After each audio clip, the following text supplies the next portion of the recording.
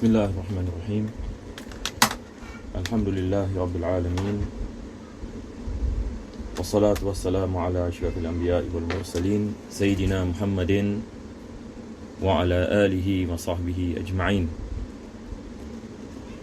Alhamdulillah, my dear respected viewers, brothers and sisters, and who have been following in our class in the commentary of Aqidah Sanusiyah, we begin by praising Allah subhanahu wa ta'ala for this opportunity for us to continue in our lesson, and pray that Allah make this lesson a blessed one, a lesson where our sins are forgiven, our prayers are answered, and may Allah subhanahu wa ta'ala bless us with husnul khatimah and gather us for Prophet sallallahu alaihi wasallam yawm al-qiyamah. Ameen ya rabbal alameen.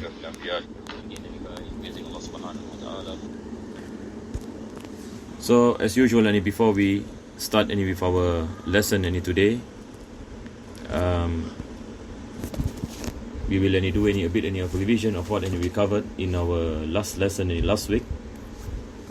So we are speaking about the evidence or the proof behind the contingency of the universe, and that this universe has a beginning, and the impossibility of saying that something which is contingent come into existence without a murajjah, without an external factor, because possibilities, they can accept existence and non-existence.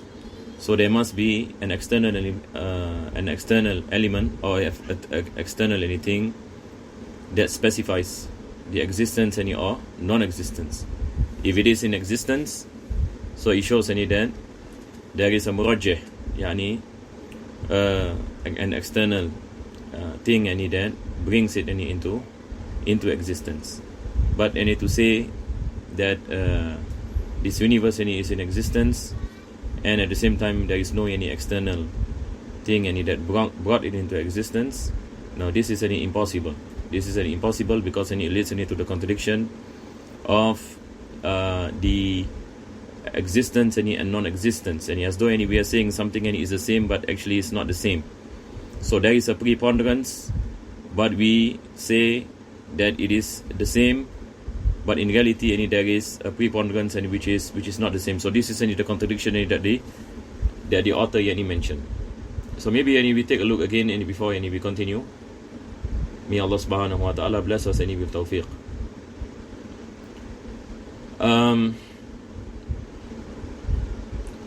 So we will read from page 137. What I mentioned is what is mentioned by the author when he said what is meant by if the world was not contingent and originated itself.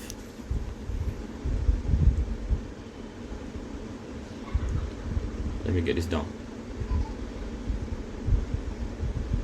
Okay, it's okay, and we read it from here. The one who originates the world must be other than the world, and since the world is contingently possible, it is a must that Allah is one whose existence is necessary. If He too was contingent, He would be in need everything into existence, and the one whose existence is necessary. The meaning of necessary is wajibul wujud. This is an existence that is necessary, and the meaning of necessary is something that does not accept non-existence. It is always in existence. This is what we call is wajib al-wujud. This is from ahkam al-aql, rational judgments. Basically these are the things that we mention.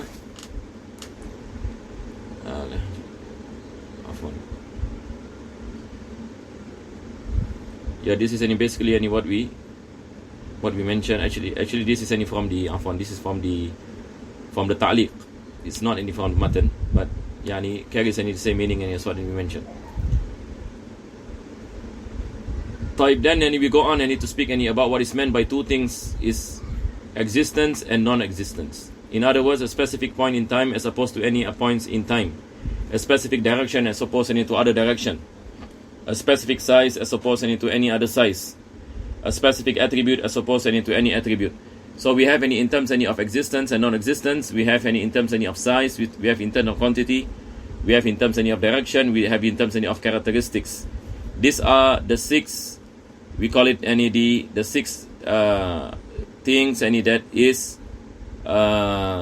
surrounding any the possibilities.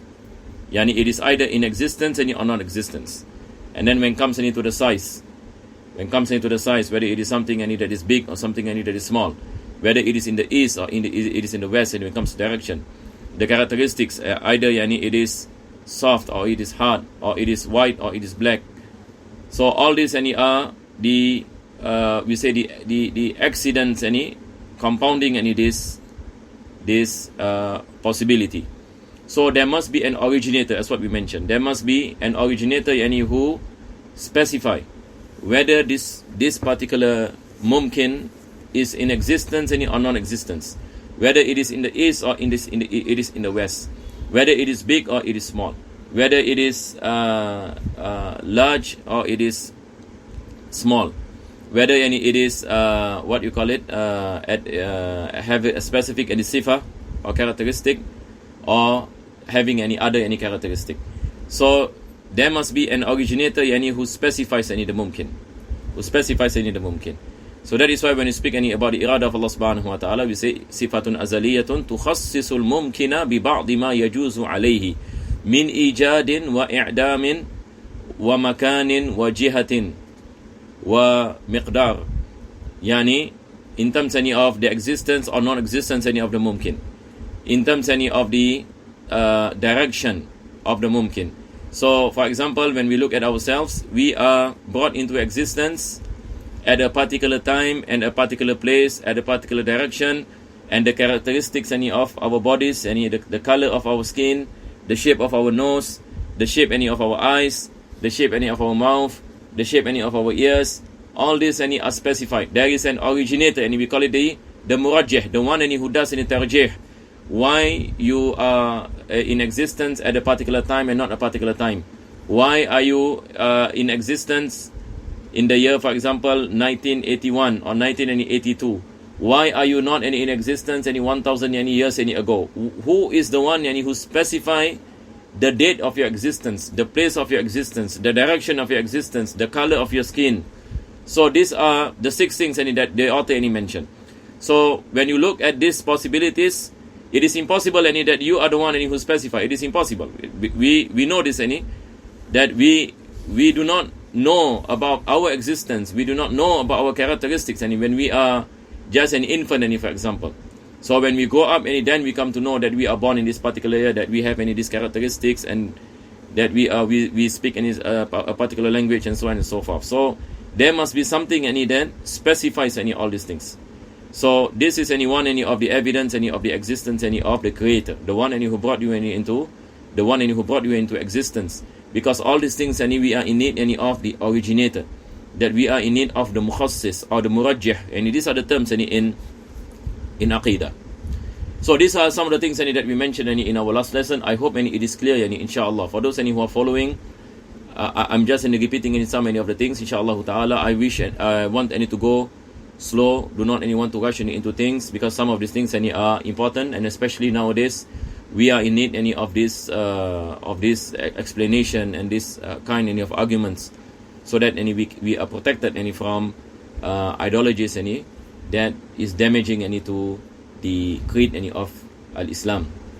So now when we read again, if the world was not contingent and it originated itself, in other words, if its existence was preponderant over its non-existence without an external cause, this is the murajjih, tamam, without an external cause. I hope by now all, the ones who are following me in the class in Masjid Abdul Razak, for those who are following me especially, I hope by now you understand, or you have understood what we have been speaking about. Insha'Allah ta'ala, this is my hope.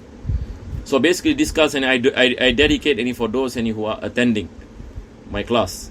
As for the rest, wallahu alam. What you call it? Hopefully, everyone who follows, inshallah, may Allah make it easy. Then one of the two things that are equal in the rational mind would be preponderant over the other without an external cause. This is an example of the person who says that the universe is in existence, but there is no external cause, meaning there is no creator, there is no originator, there is no murajjah. This is any mustahil. Why? Because of naqidain, the two contradictory. So I gave an example any of the balance, that the possibility, existence and non-existence, and it is at par. So it is like a balance. So it cannot be preponderant without any cause. So the moment and you say something is preponderant, something and it is preponderant, meaning there is a cause, correct or not? But to negate any there is a cause that makes it any preponderant, and to say that it is in existence and it is preponderant, it is in existence, but without any the cause any that makes it any preponderant.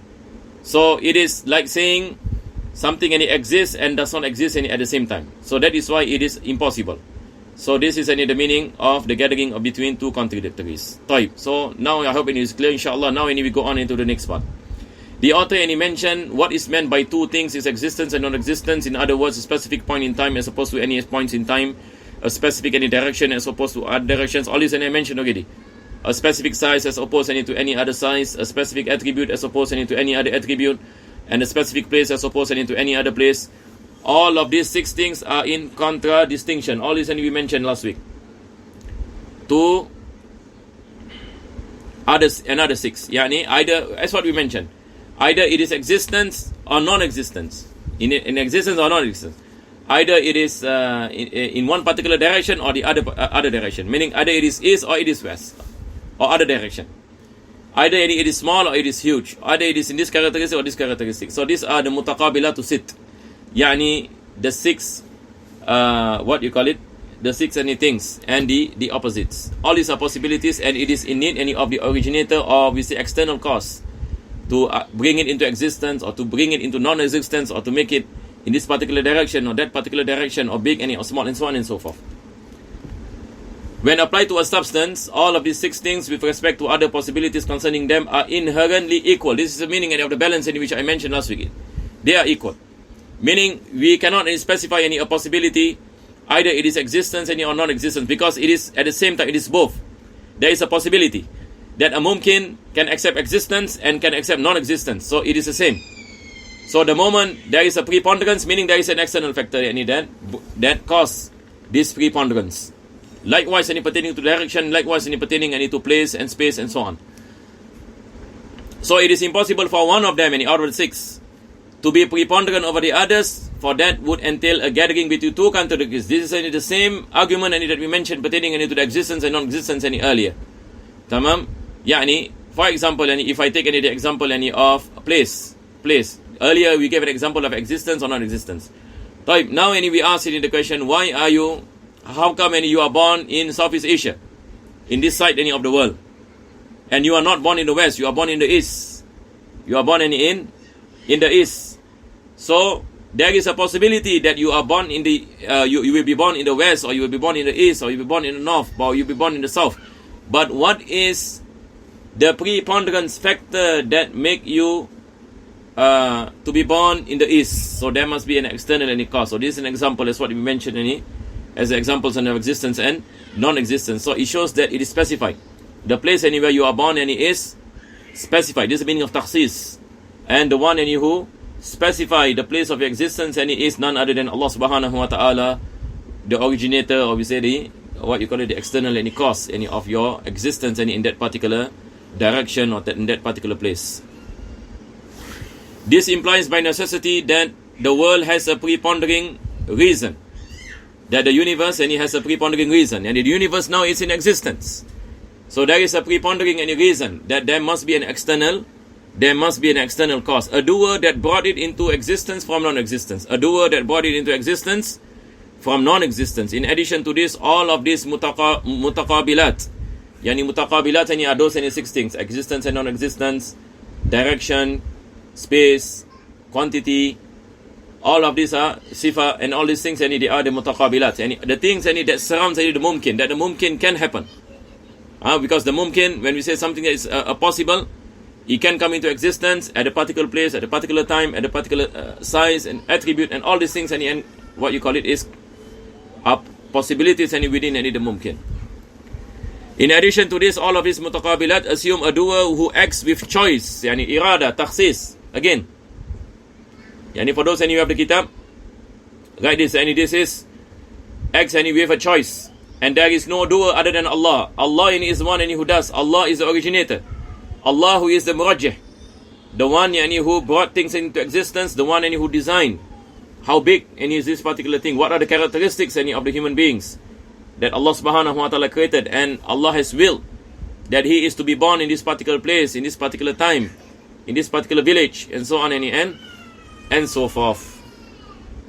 Through investigation and observation, we see the world is divided into substances and accidents. Now this is going to be our lesson today. All of this we have mentioned actually last week. So now we have come to the part where the author is saying that when we look at the universe, because now we are just still speaking about the proof that the universe is contingent. Tamam. So now the author is saying, and now when you look at the universe is made up of two things.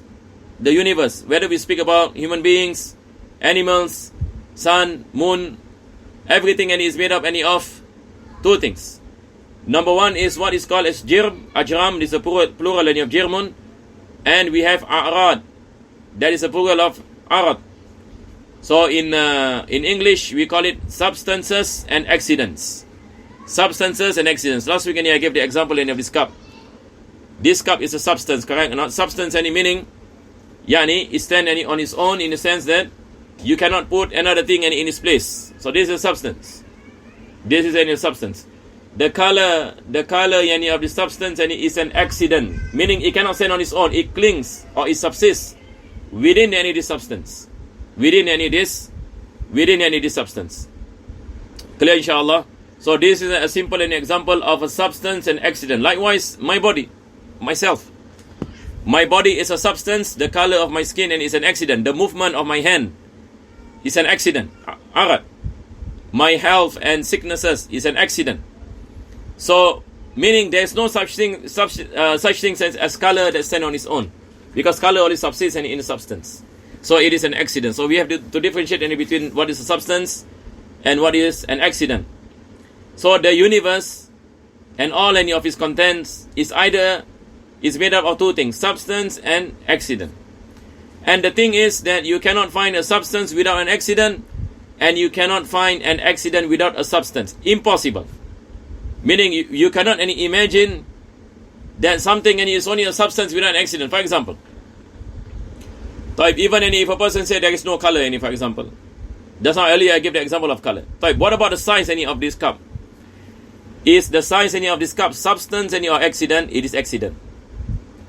The design of this cup is such, it is an accident. The length of this cup, it is an accident.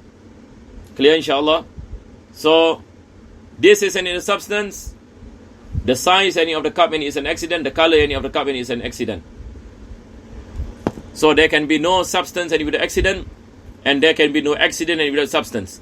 So there are always things that are substances, and these substances are subsisted by accidents. The accidents subsist, when we use the word subsist in the substances. So get yourself familiar with these terminologies.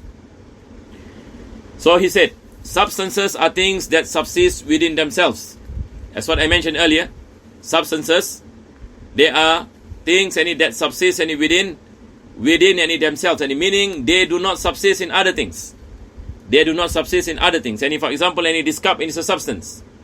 It is by rationally proving the contingency of these two things, substances and accidents. So since we say that the universe is made up of substances and accident, so the way to prove the contingency of the universe is to prove that the substance is an accident, and the substance is contingent, and the accident is also contingent. If you can prove substances are contingencies, and accidents are contingencies, you'll be able to prove that the universe is contingent. Why? Because everything that the universe is made up of, it is made of substances and accidents. This is how we prove the contingency of the world, because there is nothing other than these two. Nothing other. Yani it is either jawhar or arad. In Arabic we call it jawhar, arad. Either it is substances or it is an accident. So there is no three to it. It's only any two things when it comes to the universe. Accident. Or we say it is in stillness, it is also an accident. Or we say it is small thing. Now this is also an accident, because any size of things are all considered to be accident.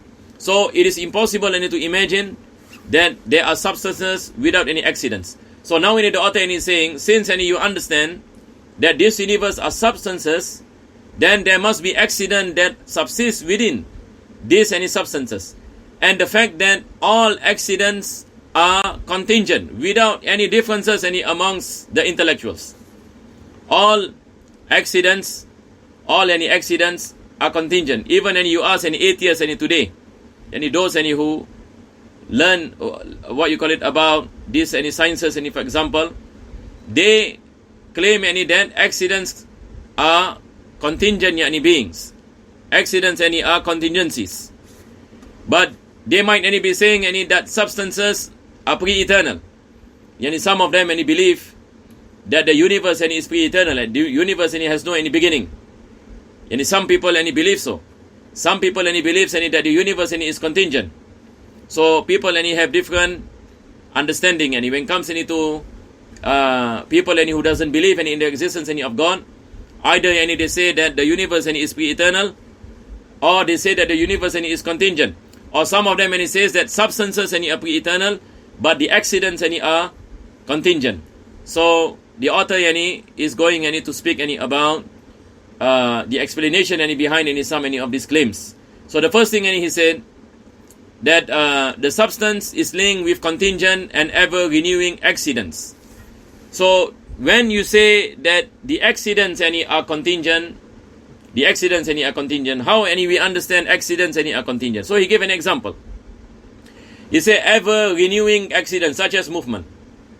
So for example, if you have a substance that is moving, you have a substance that is moving. So this movement is an accident, and this must be contingent. It is impossible that it is eternal. Why? Because movement itself is ever changing.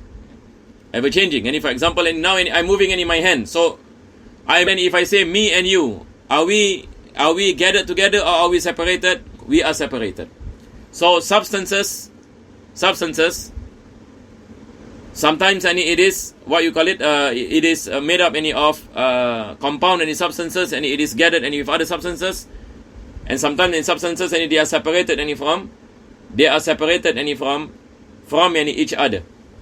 So this is an example of an accident, a characteristics of it doesn't move. So it is in still. So it is an accident also. Because why? Stillness itself is what you call an accident. Either something is moving, or it is not moving in a state of stillness. Either the substances is gathered, or it is separated. But if you cannot imagine a substance without any gathering of other substances within it, or separated from any other substances. So now when we look at the substances, this is what you study in science. When you look at the substances we find that they are compounded, correct or not? And if, for example, today we study about atoms, that things are compounded by atoms and molecules. That it is. And then when you have a separated substance, it is not the same. They are not connected. They have different properties, for example. Pertaining to metals, pertaining to copper, pertaining to wood, for example. So within wood itself, it is compounded by all these atoms and molecules when it comes to metals and so on. So different substances have different properties. This is what we study. So substances are basically they are gathered, and at times they are separated, and when it comes to substances that have different characteristics. So when we study about substances and even in science, basically what you call it, this is something that easy for people to understand, and we do all this what you call it experiment, for example in chemistry, about adding one substance to another substance to form an alloy and so on and so forth. So when we study science in this way, while appreciating the creation of Allah subhanahu wa ta'ala, how Allah brought everything into existence, and this is the thing that will increase your iman, and it will make you aware about the greatness of this deen, how it is rational to explain about the nature of the things around us. A substance is either moving or still or gathered or dispersed. Other accidents include taste, odors, colors, and so on. So some accidents have taste, for example. Not all substances, not all accidents not all accidents include any taste. There are certain substances that does not have any taste. But for example, when you speak about oranges, for example, there is a certain taste. So taste is an accident. The smell of something, the smell of the flower is an accident. The color. That's what we mentioned, these are accidents. Accidents are contingent. This is the reality. All forms of accidents are contingent. It is impossible that accidents are pre-eternal. And it is easy for us to claim this. Why? Because they change. How can something that is subjected to change be pre-eternal? How can something that exists after non-existence is pre-eternal? Impossible. It is impossible. How can something that is moving after stillness is pre-eternal when it is preceded by stillness? And both are accidents. And it changes from moving to stillness. So this change, it shows that it is a contingent. It is contingent. Because why? Because it changes from one accident, from one state to another state. So this change, it clearly shows that it is contingent. It cannot be pre-eternal, because something that is pre-eternal, it cannot accept this kind of change. Accidents are contingent, and the proof of their contingency is their change. This is what we mentioned. The proof of their contingent is their change. طيب. You see, for example, in the ta'liq here, the author mentioned the reason why the scholars speak about movement and stillness when they seek to prove the contingency of the world is because accidents usually refer back into them. When you speak about movement and stillness, this is a form of accident. And since any accidents are contingent, then the universe is contingent. And then he mentioned Al-Bayjuri said the reason why movement and stillness are mentioned is because the inseparable link between them and substances is self-evident for every rational person. Meaning, you cannot imagine, that's what I mentioned, you cannot imagine that there are substances that are free from accidents. Mustahil. Impossible. Every rational person, Imam Bayjuri said, that he will come to this conclusion that whenever you have substance, you must have any accident. You must have accident. And these accidents cannot be pre-eternal, because it is constantly changing. It is constantly changing. And something that is subjected to change, that is the proof of its contingency. So now let us see where the author is leading us to. This is very, very important to find any disconnection about substances and accident, and the fact that accidents is contingencies. Now later he will go back to speaking about the substance. So he said a shall be discussed, and meaning he will explain about why whenever there is a change it must be contingent. Later coming. The substance that is linked with it is also contingent due to its link on it. So now the thing is this. So I hope those who are listening can pay attention to this. This is what basically the author is trying to get into. Now, we say, for example, that this cup is a substance and an accident. The movement of the cup is an accident. The movement of the cup is an accident. The size of the cup is an accident. The color of the cup is an accident. And all accidents are contingent. When all accidents are contingent, the substance must also be contingent. Why? Because they are inseparable. accidents are contingent. So in other words, every accident has a beginning and a first that did not any exist prior to it. Since it is impossible for a substance to exist without accidents, it is almost as if its own existence is conditioned upon the existence of accidents. And since accidents are contingent, it follows therefore that the existence of substances is conditioned upon something contingent. Anything that has its existence preconditioned on the existence of something that itself is contingent must be too contingent. Clear, inshallah? Yani, if we say accidents and are contingent, and accidents, Allah Ta'ala, and He has a body that moves, and what you call it, and is dwelling in a place. Now, this is exactly as a person is saying that Allah has attributes that are contingent. Allah and He has attributes that are contingent, and this is very, very dangerous because it can lead a person to kufr and to Allah Subhanahu wa Ta'ala by claiming that Allah Subhanahu wa Ta'ala is like the contingent beings by having any attributes that are contingent. And this is the aqidah of the Mujassima, the anthropomorphists. You can read what he mentioned. It is what is meant here by movement is the displacement of a substance from one boundary to another boundary. What is meant here by stillness is for a substance to remain in one boundary. Clear, inshallah. When we say something is in stillness, meaning it does not move any from its boundary. So now we are speaking about substance. Substance is something that stands on its own. Tamam. It is in a particular place and in a particular space. It does not move. This is stillness. So this itself is an accident.